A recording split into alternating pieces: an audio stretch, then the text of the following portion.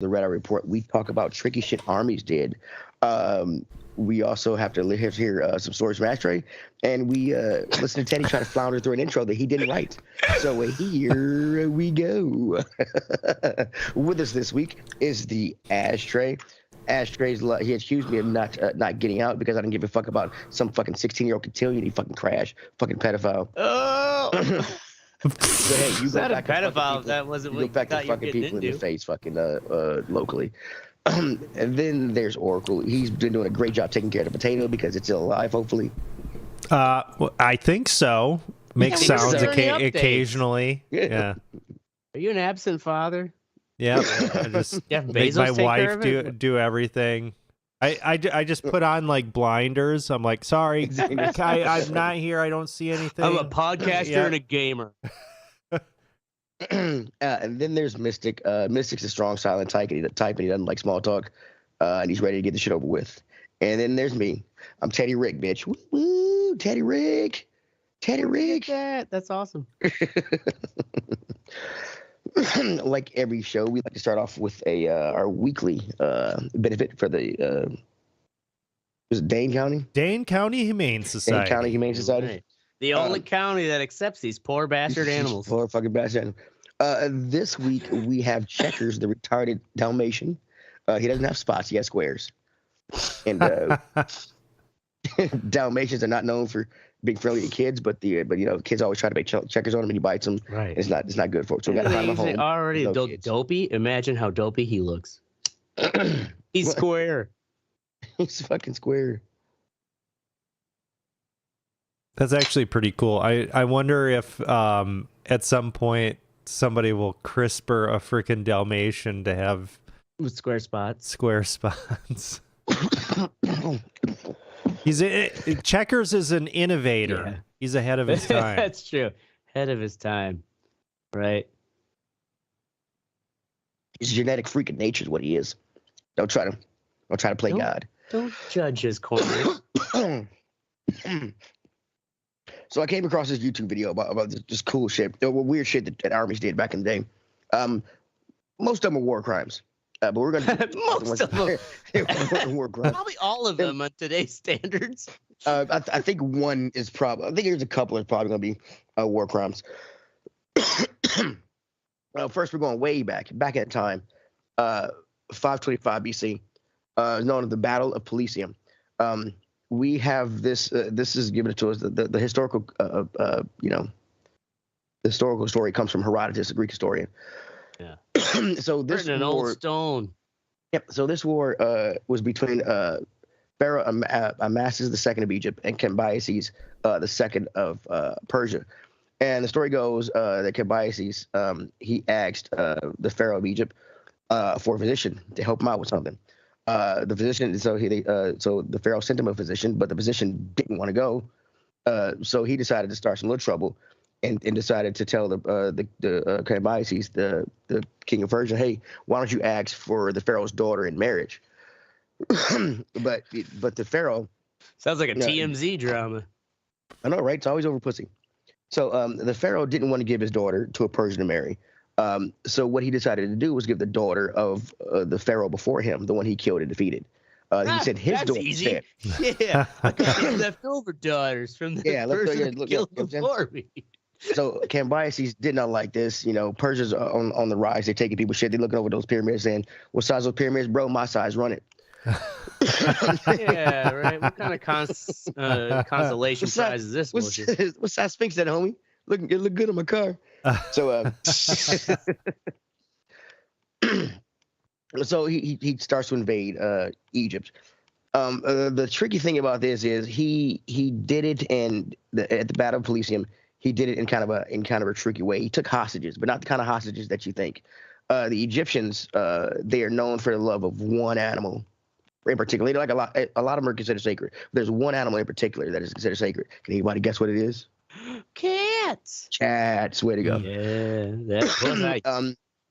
So in Egypt, like hurting a cat, killing a cat, especially killing a cat, it's over. Cats are they are the sacred animal of Bastet. She's the goddess of fertility, childbirth and and protection of the family or protection of the household or whatever. So what Cambyses did was he had his soldiers collect a bunch of fucking cats, and also he had them paint cats on the shields, because even defiling an image of a cat is considered sacrilege and shit. And so so he did graffiti cats on his own weaponry. Like he basically took a bunch of cats, rounded up the strays, and then also had spray paint really crude kitty pictures, slutty cats on my shield. Yeah, slutty cats if you want to. They just did regular cats. I mean, you got a dirty mind. Slutty cats is where it went. Way to go. And then it proceeded to fuck these guys up. The Egyptians lost about 50,000 in the battle. Damn. The Persians lost about 7,000. They ended up chasing. Wait, 50,000 to 7,000? Damn. Yeah. The Persians lost 7. The Egyptians lost 50. That's a big ass battle for back then. Yeah. That is a big ass battle. That's what slutty cats will do. So anyway, the Egyptians ended up running back to Memphis. Pharaoh Myers II ended up running back to Memphis, where they were besieged. Cambyses came and besieged them and everything, took it over. And he actually let the Pharaoh live under Persian, watch and shit. But the Pharaoh ended up dying. I've heard conflicting stories. Some say it was execution. Dying. Some say it was with quotes. Yeah, it come with quotes. Yes. Some say it was execution. Some say he committed suicide. But the one thing is for sure that they said he was being treated well. Like he what do you do? A coup. Try to take his shit back. Mm-hmm. God, so wait, he was caught up in a coup. No. Coup against him, or he got captured by the Persians. They let him live. They let him live. They said they treated him well. Oh. God damn, what's the fucking word I'm looking for here? I can't think about it. It's when they try to fight back from inside. Like an insurrection? Oh, yeah, sort of come like that. Yeah. It failed, and so some people say he committed suicide after that. Some people say they killed him. But the tricky part was, using these animals against the Egyptians, because it's because they're kitties. You can't. I mean, I can't stab if this is kitty. Then you got an arrow come at your ass. And that was one of the things the Egyptians they didn't fire any arrows because they didn't want to hit any cats. What a bunch of fucking idiots! I mean, right? What the fuck? Get over it.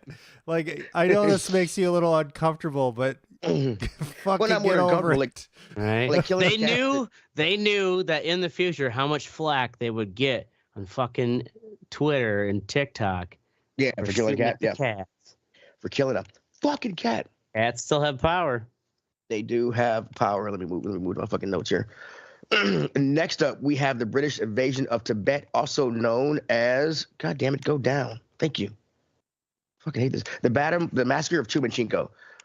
So it's 1903. The British, they are in firm hold of India, and they're kind of in a dance with Russia because they it's Britain. They wouldn't mind taking some more land, but also Russia's taking up land. It's 1903. Dancing with Russia is hard. So they were looking at Nepal, and they were looking at Tibet, which is funny because Tibet was a Chinese protectorate, but because it's full of mountains and shit, China just didn't fucking. They kind of left them alone. So the Viceroy George Nathaniel Curzons, who was the head in India, the British head in India, tries to be friendly with Tibet because he fears that the Russians are going to get an army and come down through Tibet. But his people are telling him no army's going to come down through those mountains. You can't get a fucking army down through the Himalayas. I mean, nobody's going to fucking try that shit. Yeah, right. But he doesn't really really listen to those guys. And then he starts to hear rumors that Tibet is working with Russia. But again, they're not doing this. It's fucking it's Britain. They just want the land. So he amasses about 3,000 soldiers of Indian and Britons. And they have the state of the art equipment. They had 2 machine guns that were like state of the art back then. And they were just looking for a reason to attack Tibet. Lo and behold, they hear of some Tibetan soldiers coming into Nepal, which is right close to next to them on their border. So they're like, oh shit, they're coming for us. Let's go attack. Turns out those soldiers from Nepal were shepherds. And because they had rifles, they were considered they considered them soldiers. So they decided to invade Tibet. Right? Look at them. They had guns. They're pointing right at us. Yeah, I know, right? So they get into Tibet and they come across the village of Guru where it's a roadblock by 3,000 Tibetan soldiers. So there's 3,000 English and Indian soldiers, 3,000 Tibetan soldiers. The thing is, the English soldiers, they were armed with the bolt action rifles and the machine guns. The Tibetans were mostly farmers. They did have some monks that they had they had swords and stuff, but they had matchlock muskets and things. They wouldn't let the British pass. But the general at the time, his name was Francis Younghusband.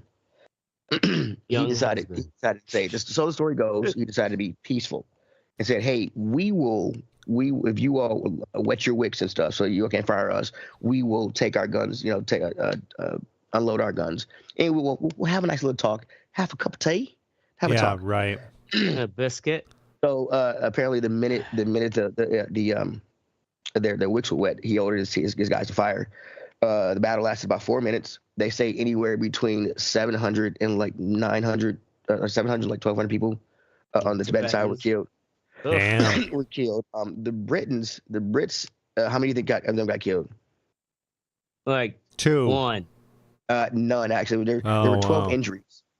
12 injured, yeah, right. Oh, yeah, they I probably like ankle. tripped over rocks or something. Rocks or something. Yeah, right. Because they got all excited, like I ain't getting the shoe. Right. Oh, it's a turkey shoe.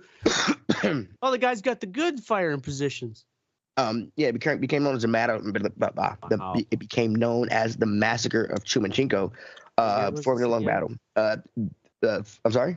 What year was this again? 1903. 3.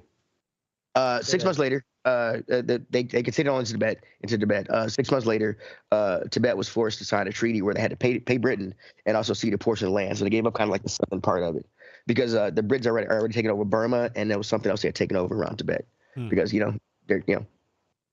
but there colonization. There is some people say I've come across some websites to say this is a myth that was done to make the Britons look worse than it was, because no matter if those guys had fired with those little matchlock pistols and shit, they were unmatched with technology, so it would have been a rout either way. But some people say that they made this kind of myth up just to make Britain look bad, but they were colonizing the Britons weren't bad. Yeah, so I mean, yeah, you think of that too, and like think of how many stories of like fucking terrible shit that Britain did that never made any headlines because it was so long. Britain doesn't need help to look right. bad. Look bad, yeah, right? Yeah, I mean they did the opium wars Prince in fucking China half a century prior to that. They fucked those people over big time. Yeah. Dude, they fucked over half the fucking world for 1,000 fucking years. I hope Meghan Markle fucking tweets about us trashing her husband. Yeah, I'm pretty sure we're not on Meghan Markle's freaking radar. Who's Meghan Markle? Oh, the fucking bitch that married the guy.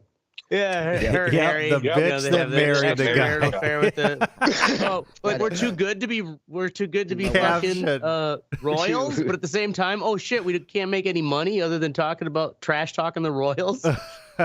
Dude, my wife wanted to get up to watch that wedding. I was like, why? Oh, why the fuck? I don't get it. 3 o'clock in the morning to watch this She's got that wedding. suit money, man.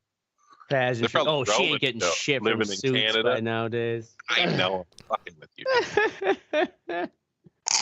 Right.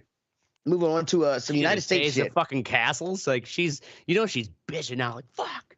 And I don't give a fuck what they say. You know goddamn well Harry has money. Oh yeah, they just came out with some freaking thing where somehow they looked at like how much money he was pulling down. And it was some insane like $160,000 an hour or something. Yeah, because he has property. Like he may not get money from the royal family, but he still is like some sort of fucking property owner in England. That is awesome. I don't care about the royal family. Moving on. Just some American Teddy, shit. You should.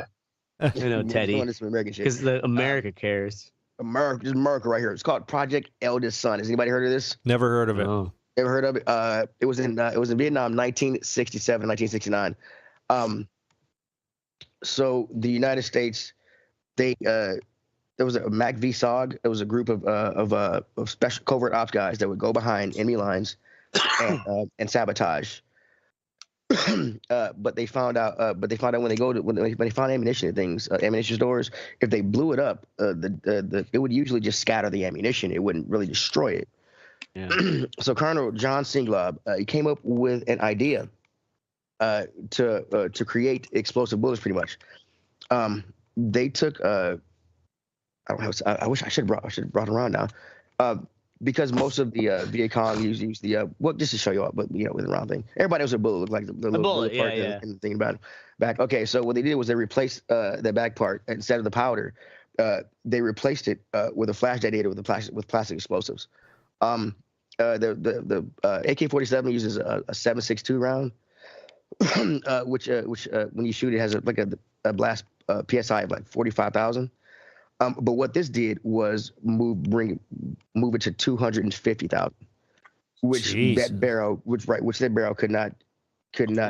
So it just blow the gun up. Blow the fucking gun up. And if you're shooting a gun, and that bullet's pretty much right here in that chamber. Blow your eye out. It was So 12,000 rounds of those were made, and they also did mortars to where they did 2,000 mortars. They do the same thing. Then when you drop, to somehow sneak them into the ammo supplies. The thing was these MACV-SOG guys, so what they would do was they would go and they would place a bullet or two in each ammo case, whatever. And if they found and they also had magazines already with one bullet in it. They made sure they only used one bullet in each kind of thing, because it'd be kind of a waste of time to put two bullets in one. But also, if they did that, they feel like it would be easily found out.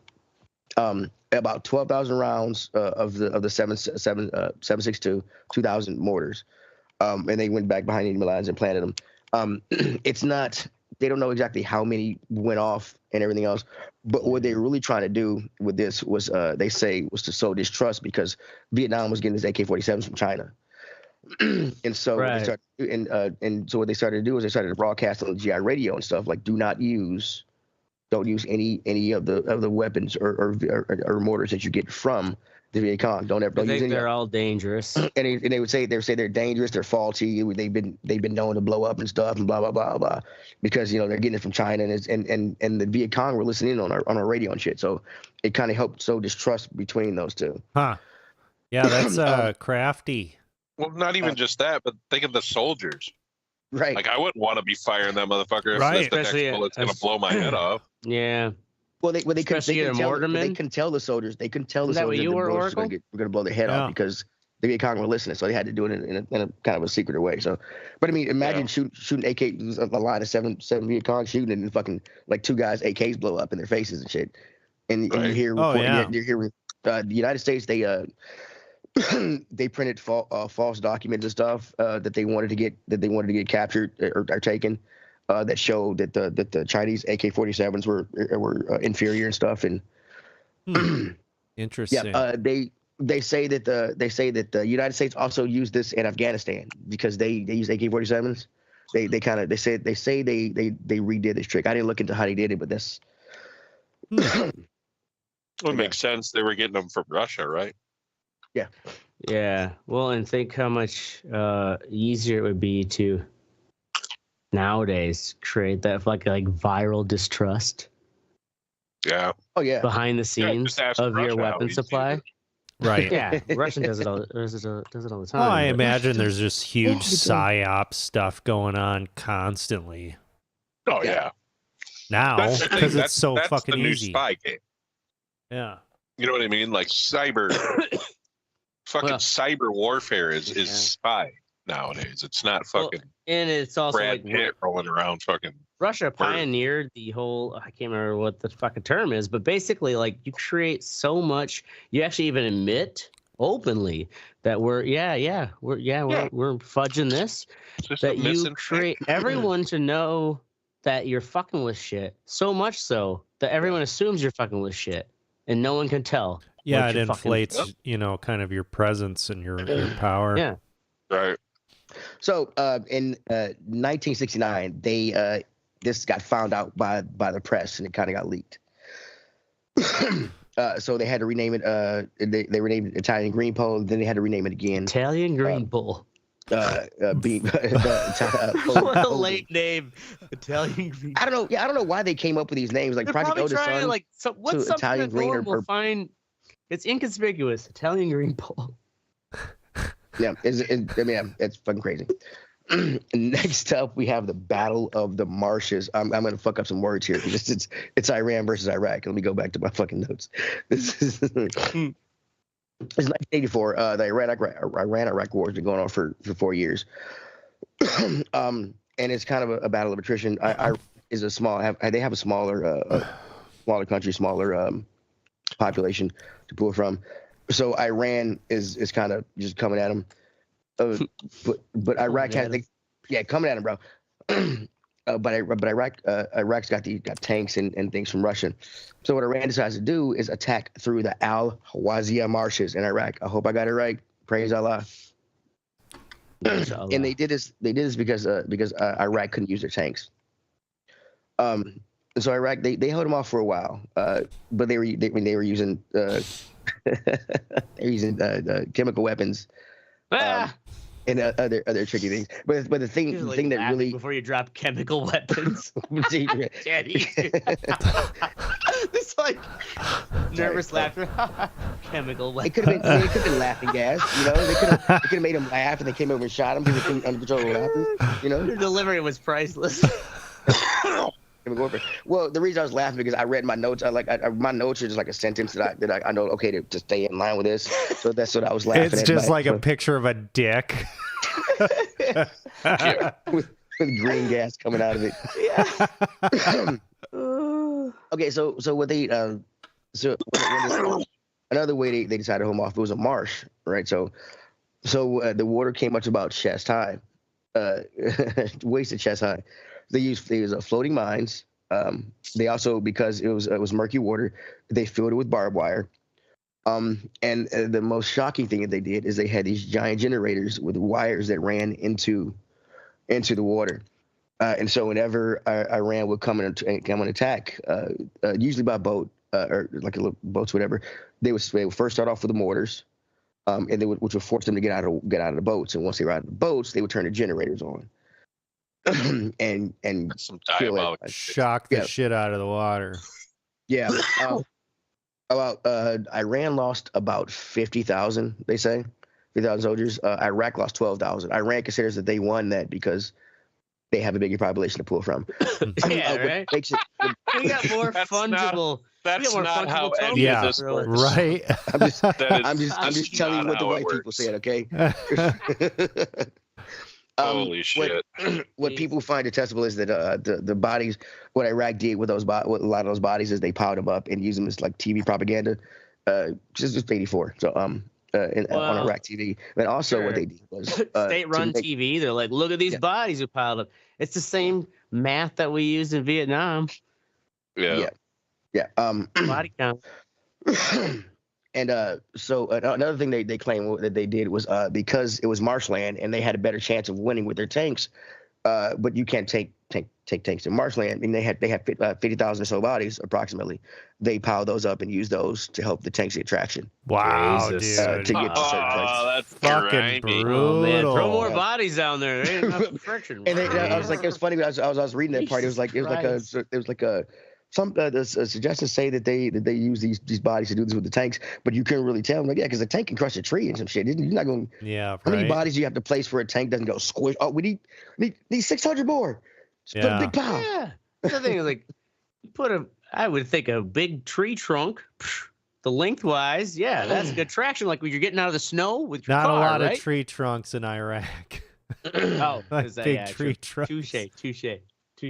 For some reason, I was still thinking Vietnam. Word. Oh, we're going back to Vietnam right here. Last but not least, it's known as this is called Project 1000. Have you all heard of this? Nope. No. Also known as McNamara's Folly, McNamara's Morons, and McNamara's Misfits. This is in shit, I think it was 60. Yeah, 66. he needed more bodies. We need so he's the Secretary of Defense. He thinks he says we need more bodies in fucking in Vietnam. So he starts Project 1000. That math count came from him, McNamara. So he the first year he wanted to get 40,000 people, and then every year after that he wanted to get 100,000. And the way that he was going to do this is that he lowered what was required to get into the military. Before you had to have a high school diploma, and you had to get a certain score on this military aptitude test, and you also had to have an IQ of 80. He lowered all of that shit. He let people in that were unfit. Thinks Private Pyle and what's the guy? What's the retard that ran all the way? Forrest Gump. Forrest Gump. Yeah. That shit's historically accurate. True, yeah. Forrest Gump got into the war. I mean, and by letting them in, it's not like willingly they drafted them, right? Well, no, actually, no. They drafted 57% actually joined by their own accord. 43% they got drafted. But the thing was, these people. Idiots who we would normally not want, we will let them in anyways because they're willing, and then we're also drafting people.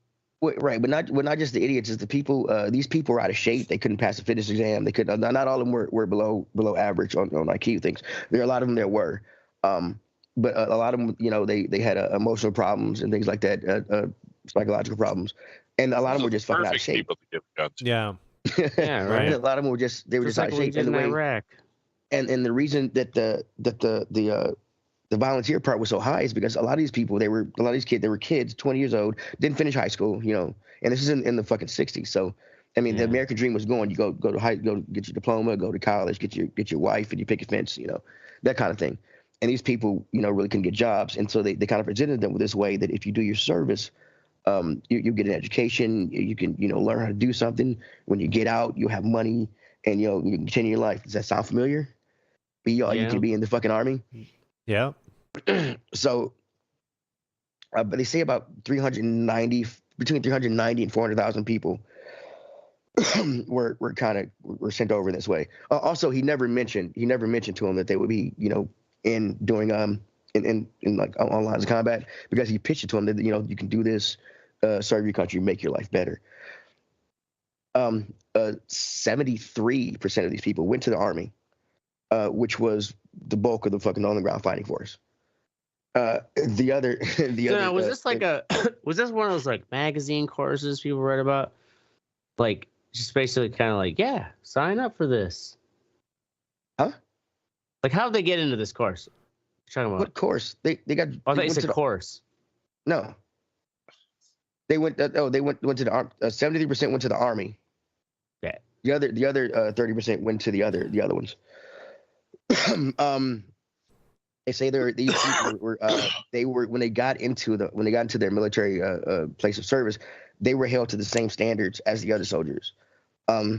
And a lot of them couldn't hack it. So I guess what I mean, like, not course, or I guess like, was it like promotional? Like, hey, losers, sign up. Like, where did these people come from? So when they lowered the standard, I mean, I don't know if they did a commercial or anything. I just know they lowered the standards and started taking everybody, and they were telling them that, learn a trade. The whole army, it could be army bullshit that they've been telling. Well, in the recruiter programs, probably they just told the recruiters like, hey, take any dumb fuck who's down on his luck and tell him.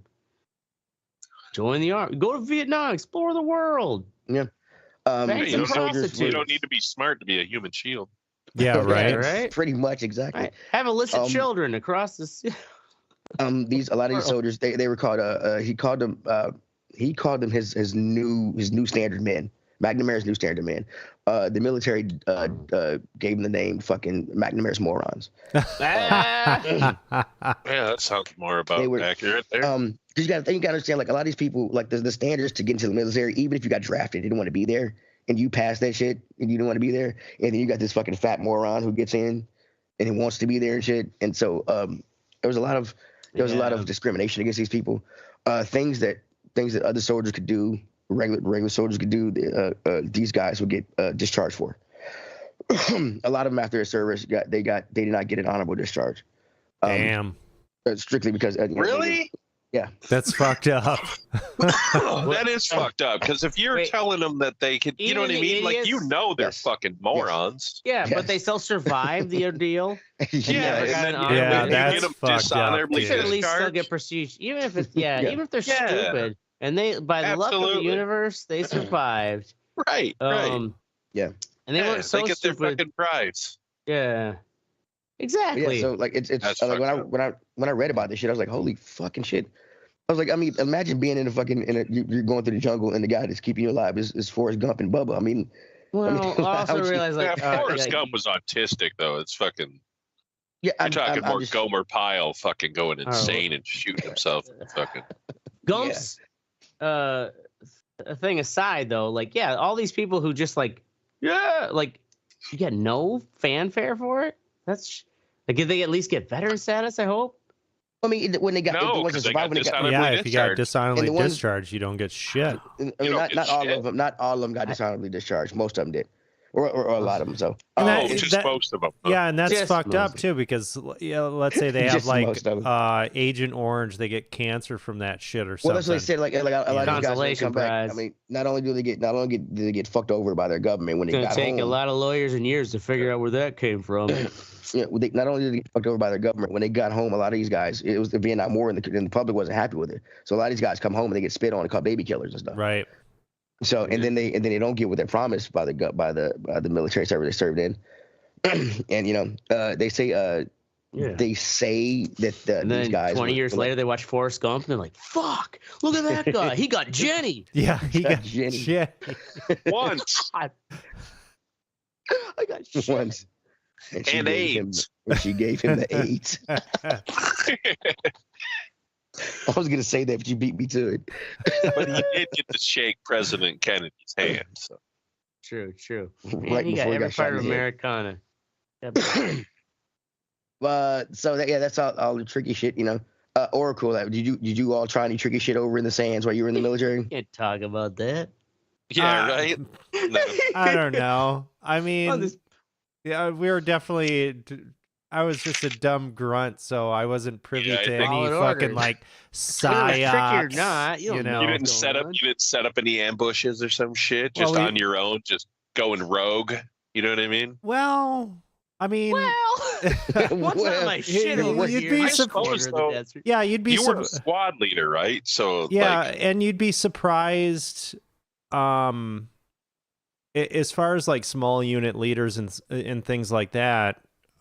There's a lot of leeway in terms of what you have to do, but like you have to be careful with that shit because like I remember this one time we were coming in and we kind of had this crazy platoon sergeant at that time, and he was really like this super gung-ho guy, and we were our detail at that time, we were just manning this checkpoint, and he was kind of like, we're hearing explosions going off in the city and shit like that. He's like, "Fuck this shit, we're going into the city," and it's like, we're not supposed to be doing this, but so we go in at night. We do this patrol in at night, and I mean, this guy, he was so crazy. We go out in the city, and he's just like, "Come on, motherfuckers.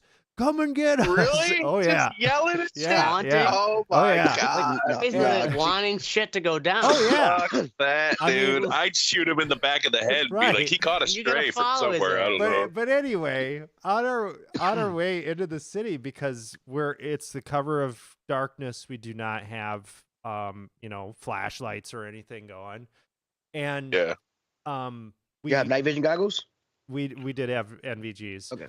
But we hear something over the radio, and it's a C-130, and my God. And the so the thing is we're not supposed to be there, right? Right. And the C-130s seeing us, and they're hearing it on the radio. They're like, they see like targets going in it, like they see unknowns going into the city. So they're like looking at us like they're gonna take us out. So that kind of shit. Christ. But that kind of stuff happens all the time. What an idiot. Right. And and I'm sure they give people like platoon sergeants the leeway, because if they get caught in a situation where they have to fucking just make the decisions without, You know what I'm saying? Like you get caught in a fucking firefight, you're stuck. You have to make tactical decisions, but they don't think some idiot's going to be like, yeah, let's go down there and fuck them up. Right. Or did you find it out live?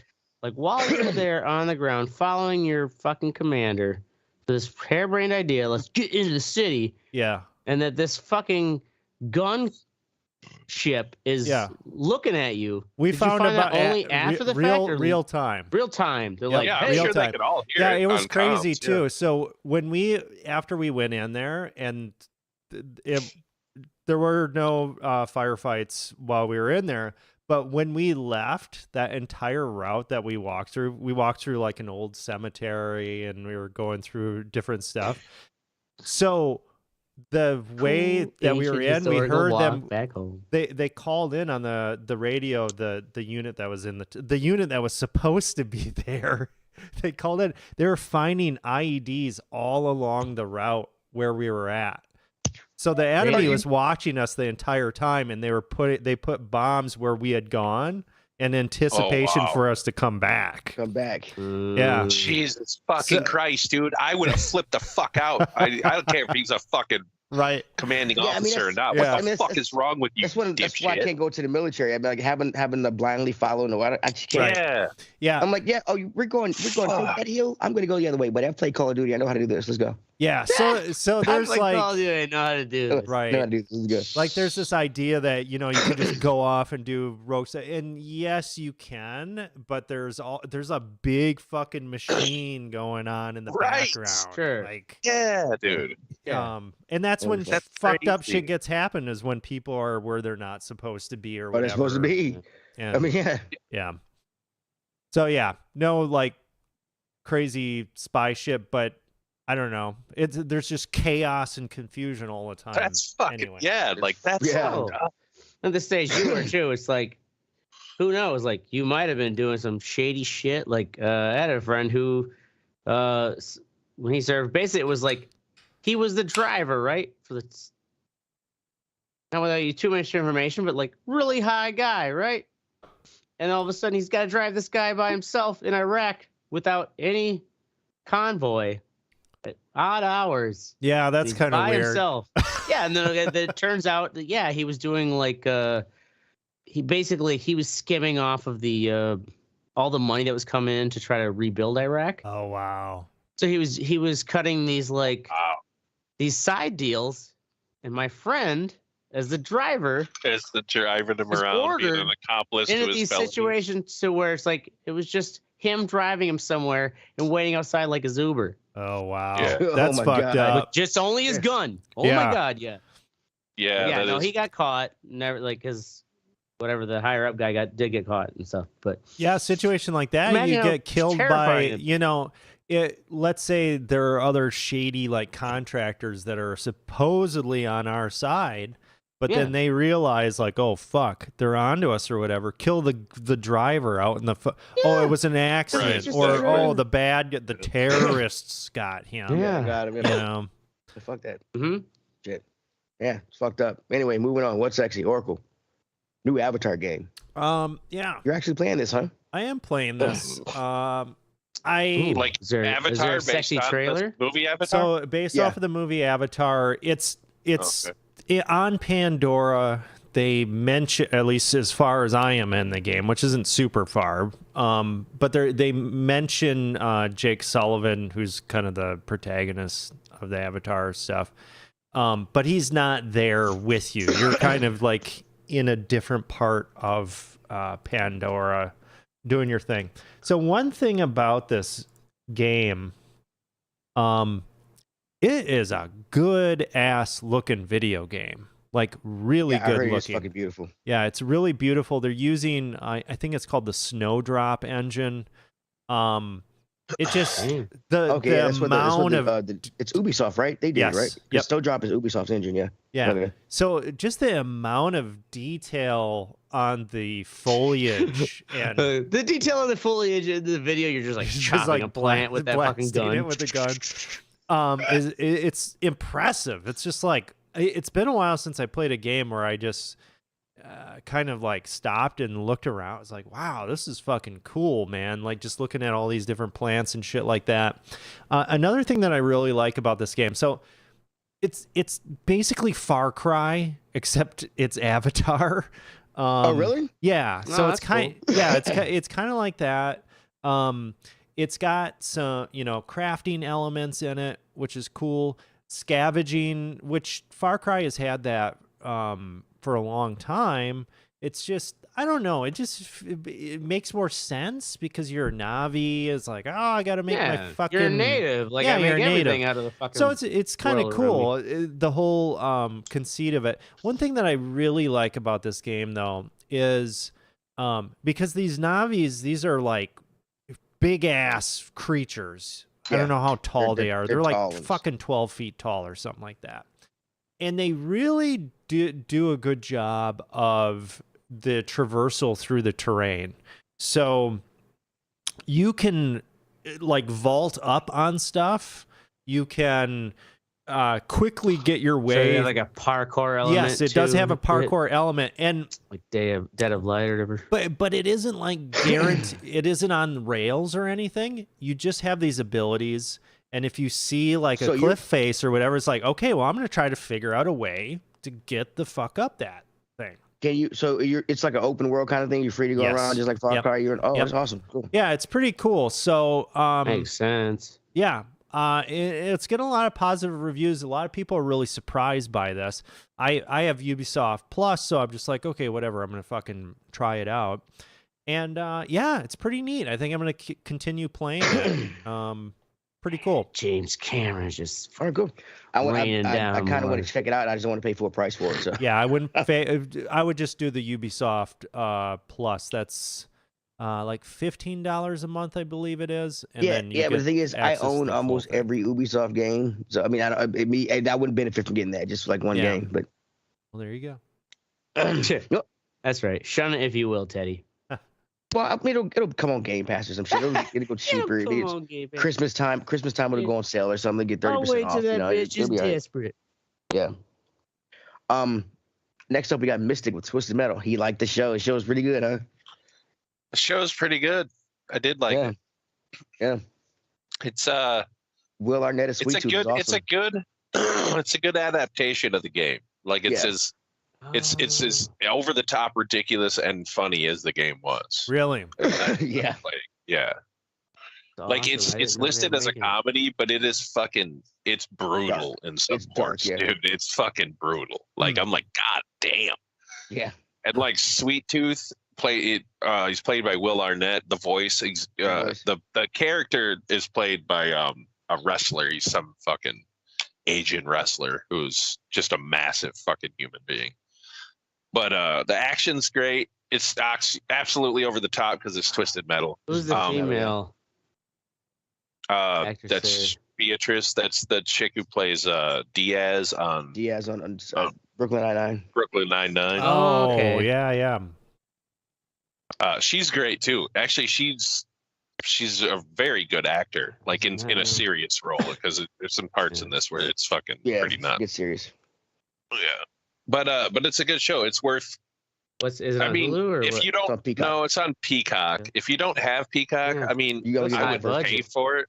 I don't know that I would pay a lot of money for it, but you bootleg it. You know what I mean? If you don't have, Peacock is it's kind of free. You can watch some certain things on there, so you get to watch the first 2 episodes.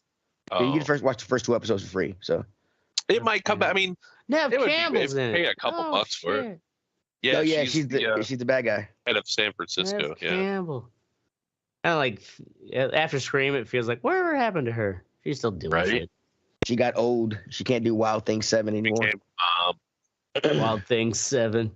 What was that movie that was? This looks very similar in flavor of where it was. But it was kind of like a Twisted Metal, like car combat race thing, post-apocalyptic. Death Race. Jason Statham.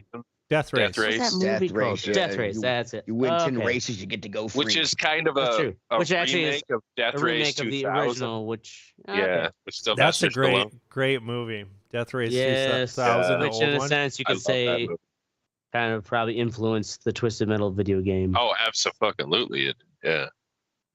There's almost direct fucking correlations with Roadkill and that fucking Corvette that dude drove in Death Race 2000. You know what I mean? Like just the way it looks and shit. Anyway, sorry. No, you're fine. Kind of nostalgic and hot rod. Yeah.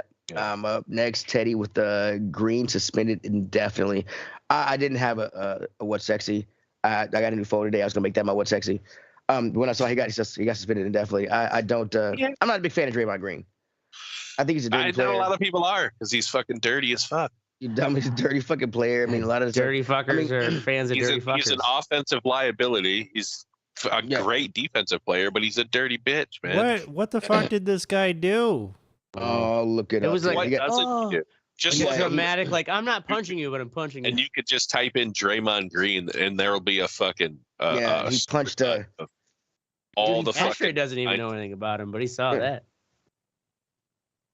I mean, he stepped on people. He's done things and tried to play it off. I'm like, dude, it's not the '80s anymore. I'm like, you're not big. You're not the reincarnation of Bill Lambier. He's a basketball in Dominican Sue.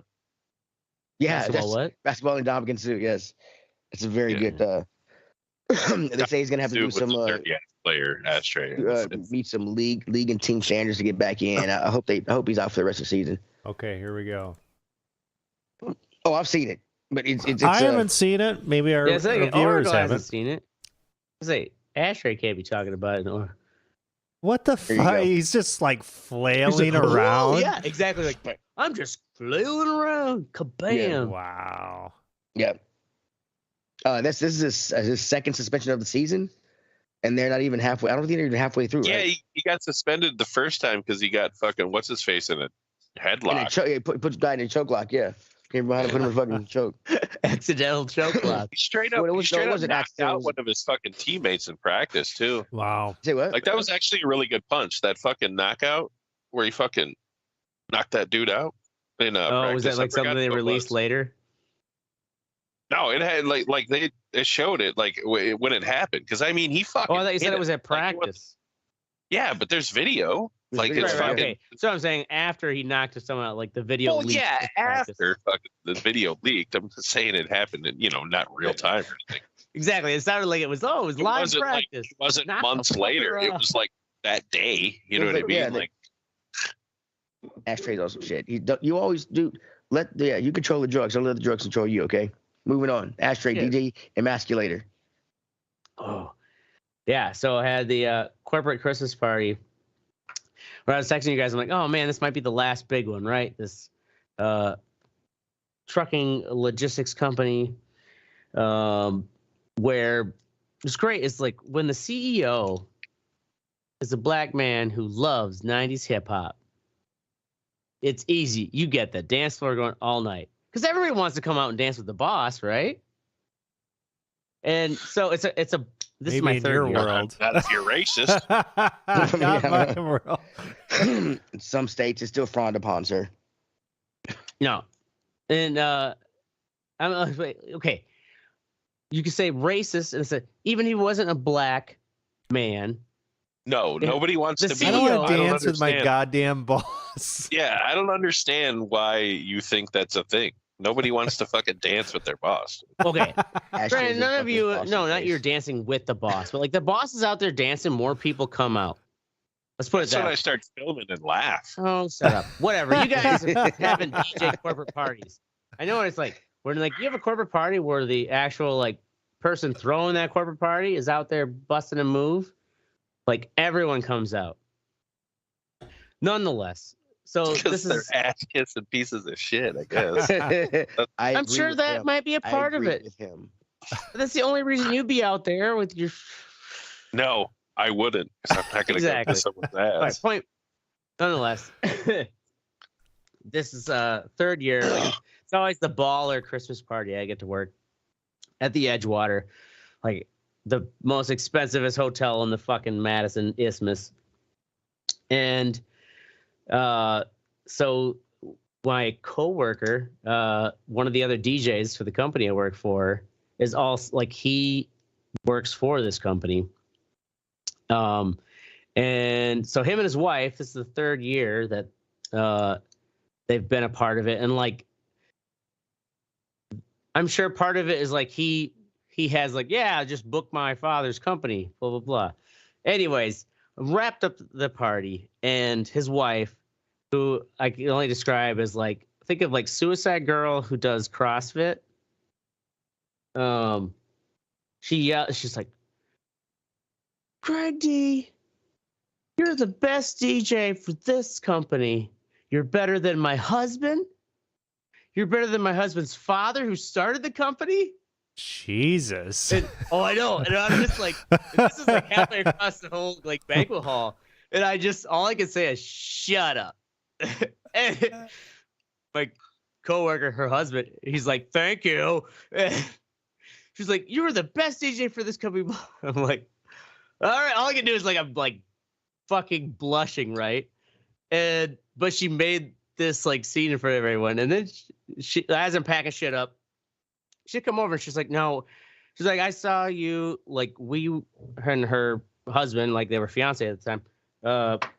Or like maybe they're just dating, but they were at a wedding of another friend of theirs where I was the DJ.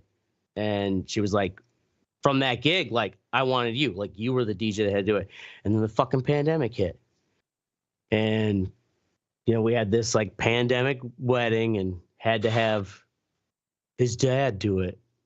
And so it's like, we're saying this, she's like, you're the best fucking DJ. And he's like coming up, he's like, all right, honey, let's go.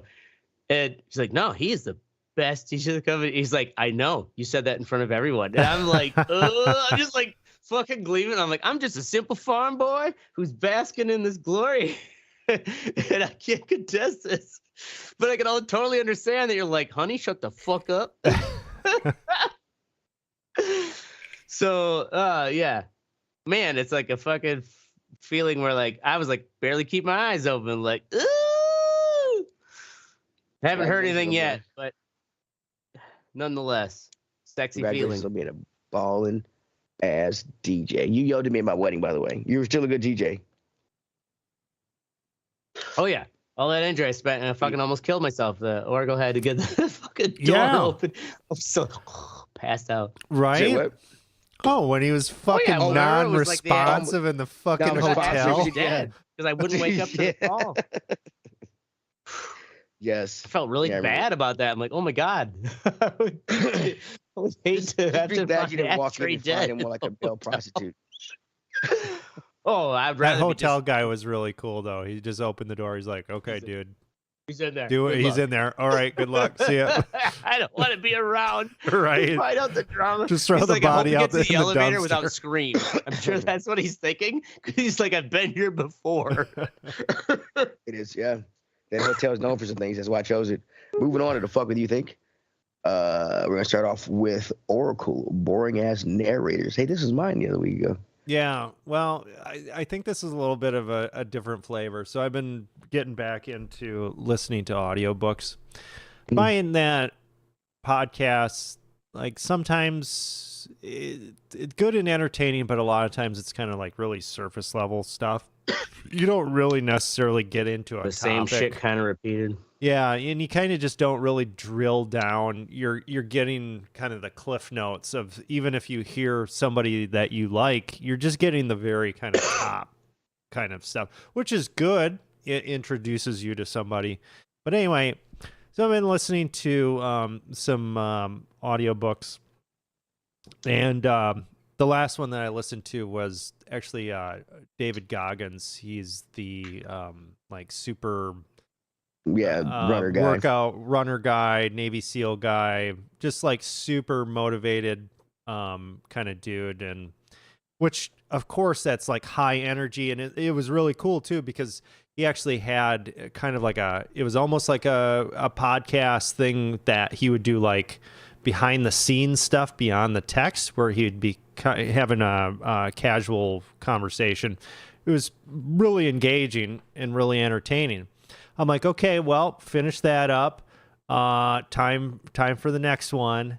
And I just kind of picked something that was recommended for me, and I start listening to it, and it's just like, man, if somebody is just like some people's voices or whatever, it's just boring as fuck. And I'm just like finding myself like falling asleep almost. It's like the fuck, like I'm not hearing anything you're saying. Like I don't comprehend anything that you're saying right now because my brain is just not engaged. Are you on Audible? So is it like a soothing, just banal? Yeah, it's just banal. I don't know what it is. I think it's kind of just the intonation, like dynamic range or something. I mean, granted, this was a book What was the topic of the book? The topic of the book was kind of it was about kind of our lack of free will. There's your problem. It was like a philosophy type book. So yeah, I mean, right. So hard to be high energy and fucking entertaining. And I get it. Like there's a lot of science that's actually proven free will wrong.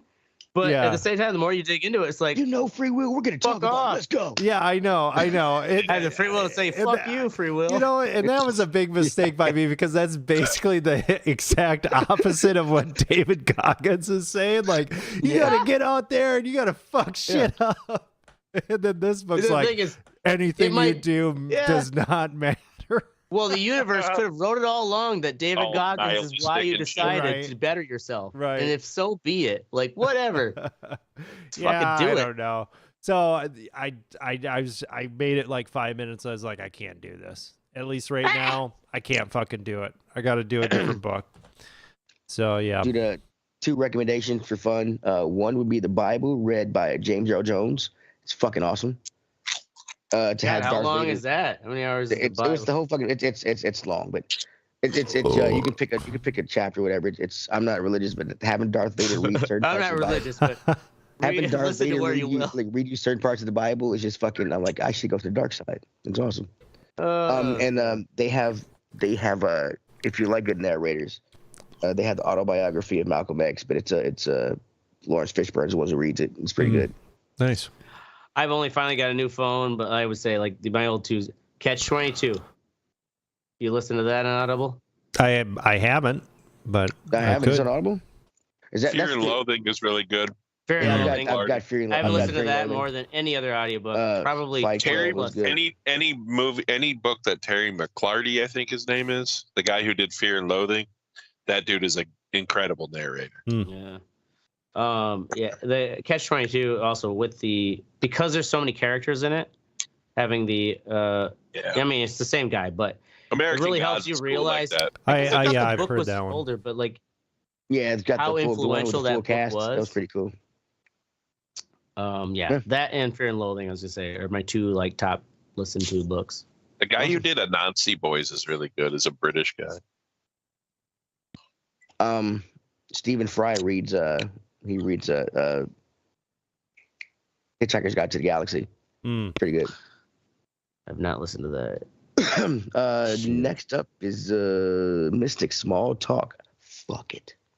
That's it, man. Small talk. I fucking hate it. It makes no sense. All right. That's why you started the podcast. You don't give a fuck about me. I don't give a fuck about you. Let's just say hi and move on with our lives. You know what I'm saying? We don't have to be like, you're the reason why everyone hates today, right? people. No. No, okay, not maybe. Yeah, I hate people. You're right. I don't care. No, I don't give a fuck. You know what I'm saying? That is just standard civil pleasantries. And that's fine. I'll say hi. But I don't want you to stop me and be like, oh, how's your day going? Oh, what happened to your foot? We've been working together for 2 years. What you happened to your foot? About my fucking foot. You ever noticed my RoboCop foot? Now. You know what I'm saying? Yeah. Like, why are you fucking talking to me? Go away. Sure. There's actually layers to it. You just made it sound like just nobody talk to me. Look, you're so not like that. It's just I don't care that people come over and socialize. I just don't want to have it be just ridiculous shit nobody gives a fuck about. Like if you come over and you're like, you know what? I had this fucking thought today where I was like, who was it? Oh, when Bill Belichick gets fired at the end of the season, I think Fox or somebody should hire him, but it should be just like the weather guy from fucking Family Guy. You know what I mean? They'll be like, Right. hey, that was a great play. Let's go to Bill for the update. And he's like, that play sucked. And then you just go back to the fucking thing. Yeah. Yeah, just a little segment. Yeah. You know what I mean? I want to have a conversation. Yelled answers. Yes, absolutely. That would be so fantastic. No. He said when they fired Belichick. Oh man, that would be pretty great. They're gonna. Don't. Yeah. Don't fret. Anyway, I think they'll get one more year. All right, cool. Next up is me. Next up is me with Holy Fucking Scam Batman. Oracle, if you could roll that beautiful bean of footage. The first part is it'll say trailer, and then the second part it'll say like reality. There was a game that was announced back in 2001, I believe. 2001. It was called the day before. Damn, dude. It was supposed to be a post-apocalyptic zombie game, kind of like The Division meets The Last of Us or some shit. You know, people were excited. I mean, you can't really fall for trailers anymore because you want to Can't trust them.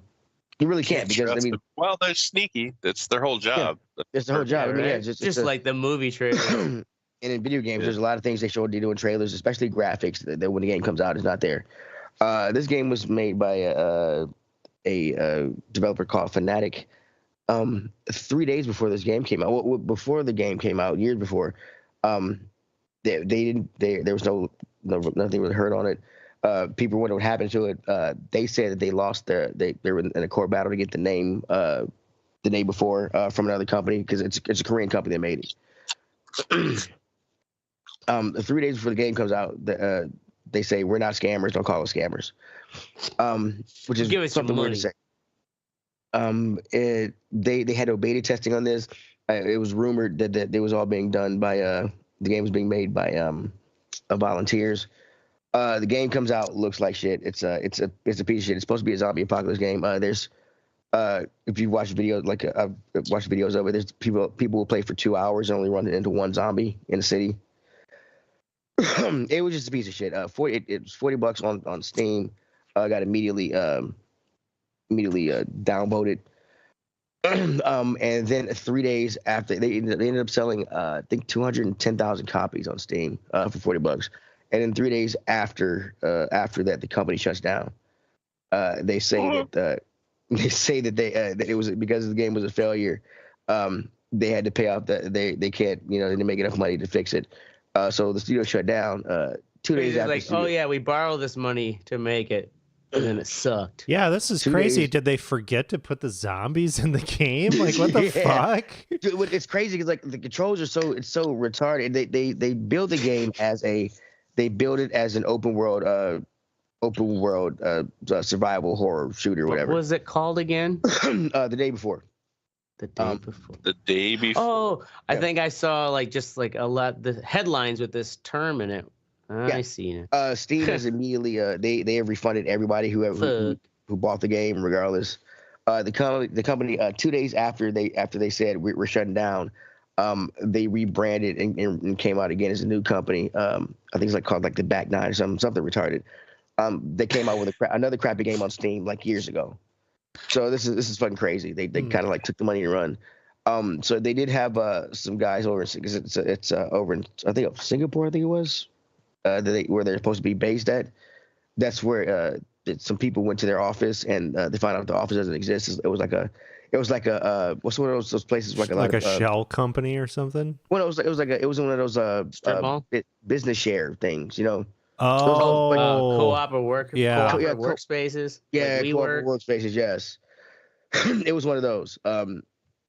So people, it's these two brothers, and it's fucking crazy that they did this. Wow. I believe we haven't done Are there any? Did they just not have AI for the zombies or something? And well, the thing was, it's funny because people think once hackers been getting into this shit. Somebody on Reddit went through the entire map because the map is apparently not that big. It's asset that they bought off of Epic Store and shit. Mm-hmm. And went to the game and cataloged every asset and found it on another. Yeah, it was just kind of like a marketing ploy for a cobbled together map. And we forgot the zombies. Yeah, dude, there's people. I mean, there are people who played for hours and like found like 1 or 2 zombies. You know. And I guess like I don't know. I'm sorry, but I gotta laugh at you, motherfuckers. Like playing too many fucking video games. Playing too many fucking video games. What does that have to do with shitty video games? That'd be like watching too many movies and you watch a shitty one. You're like, fuck, I watched too many movies. I don't know. But you put that many hours and like, I gotta find where these zombies are. Wouldn't you at first within the first like? Well, I don't think Teddy or Oracle did it. No, I'm not saying everything. It was only. Teddy's saying like they're. That's why I'm saying like these motherfuckers are like, I'm gonna scour this entire fucking game for that zombie. Yeah, right. And it's like, dude, yeah. After 10 minutes, I'd be like, this is fucking lame. Like you got a problem. Yeah. Awesome, but yeah, it's just fucking crazy. We'll see as the story unfolds because Steam just lost a lot of money. Oh shit. To it. They can afford it. Right. I know that's a drop in the bucket for Steam. Whatever. Up his ashtray with not shit. Yeah, exactly. Because work drama that I already bitched you guys about, so thank you for listening. No, tell the world, man. I can hear it again. No, I ain't gonna tell the world. It's okay. Cool story. It's already 11:15. Be careful. All right. Yeah, like you said, we can't get him to shut up. I'm shutting up. Don't poke the bear. Shit, it worked. When truth and honesty makes your friends hate you. In all seriousness, that's our show. Go fuck yourself, San Diego. We're gonna be here every Wednesday, Thursday night, pretty much Thursday night, 10 p.m. Central. Make sure you join the conversation at the Red Eye Report. Facebook.com/the redreport.com or Yeah, there we go. Yeah, sorry. USPS.com. USPS.com. You can't twiddle us because we don't do that shit. Like and share, so focus. Can't access. Yeah, you can't access. We're banned. We're fucking banned on X. We have like a perpetual ban. I mean, the Red Eye Report should be banned. They That's fucking brought back Alex Jones. One of the coolest podcasts is nobody. Did they really? Yes. And Trump are back on the motherfucker. But we can't make it still back. banned. What the fuck? Yeah. Thanks, That's our Mystic. tagline. Red Eye Report. Still banned on X. Too dirty for X. Jesus, Yeah, dude. still banned on X. Look, I'm Teddy. Did we finish? What's going on? Wow, we just jumped all over that. You're damn right we did. Yeah, we started to finish, and then he said, we're still banned on X. And then we went our whole little shit. And that's our show. Fuck you. Red Eye Report out. Boom. Red Eye Report out. Teddy Rick, bitch.